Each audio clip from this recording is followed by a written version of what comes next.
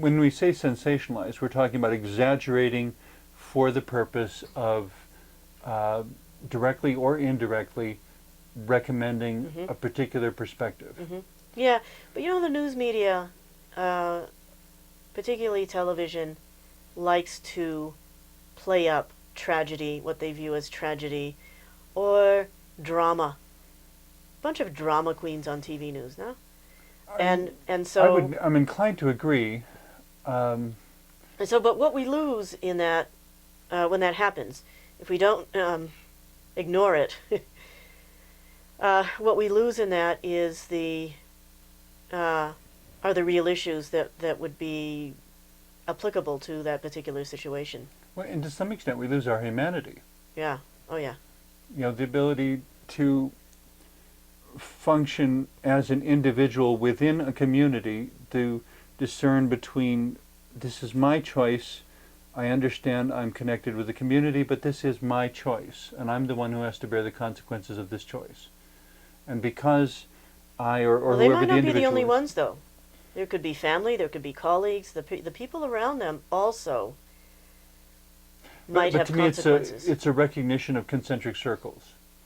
The person, hypothetical, but obviously many examples of this.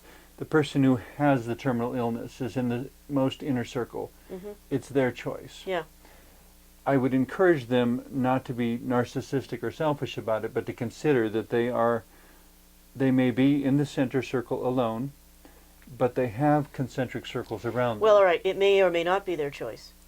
If somebody is, if someone is off of life supports, Okay. and but they're not able to communicate or they're not able to understand, say a traumatic head injury Yeah. that renders someone unable to communicate. Well, then we get to the next circle around them. Then other people need to make that decision, and that's where you get into all kinds of questions of guilt, questions of money, if there's a life insurance policy, let's say, as it has been in some of these situations where it's discovered that, in fact, there's a life insurance policy that's available to usually a spouse who may or may not be on good terms with the person's family.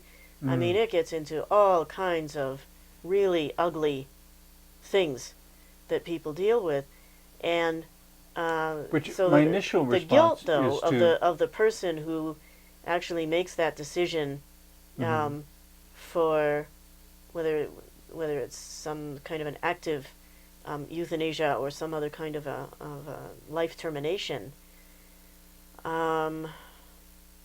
That's a personal decision. It can be informed by public debate. I think to a certain extent it's unavoidable, though, because whatever decision you make, as a human being, we vacillate back and forth between I made the right choice, maybe I didn't, I made the right choice, maybe I didn't. There are times when you regret it, and there will be times when you're sure you did the right thing. And you won't stay in one opinion or the other all the time. And as I was thinking a moment ago, it would be nice if there would be a way to divorce money from the situation completely. I don't know that, at least in American society, that's possible, because Yeah. things are so capitalistic. Yeah, because then you have someone with, say, a catastrophic, let's go back to the brain injury scenario again. The reality is that it costs a lot for that person to, it may cost a lot for that person to survive. And the resources may or may not be there. And even if they decide to terminate that life, there will be however many days or weeks prior to that for which there will be a hefty medical bill. Yes. Yeah. And it all gets complicated. It So all you've gets got complicated, yeah. someone who's dealing with the emotions at the same time as the economic impact. That's right. And what are their other economic responsibilities? Suppose there are other siblings. I mean, it's this kind of easy thing. to say that we value life. It's easy to say we value life and ethically this is the right thing to do, whatever. When you're in the driver's seat, everything feels differently. Yeah, and what I think is that there are many, many agendas about Okay. this issue.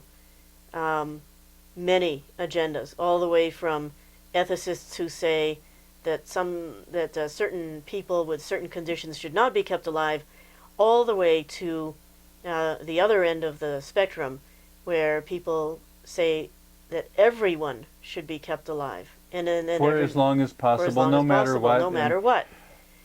You know, all of And us are physical beings that are doomed to die. all of the opinions in between. Mm-hmm. And what I know, because I have been in this position to some degree, Mm-hmm. is that unless someone has actually been in that position of making that decision, that all they have is opinion. Maybe they have some experience in a professional, personal way, but they're not in that position of making that decision. And so they have to understand that they are removed at least one step from Mm-hmm. that decision. Yeah. Well, and to me, it still comes for myself, and I would only make this decision for myself, coming down to recognizing that my life here is finite. I'm not going to live forever in this physical body.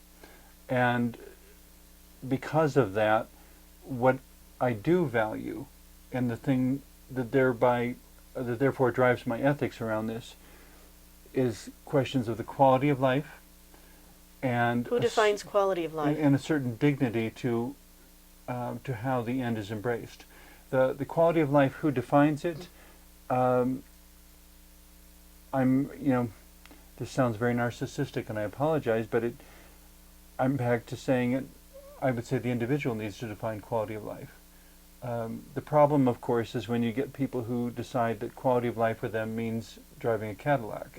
Mm-hmm.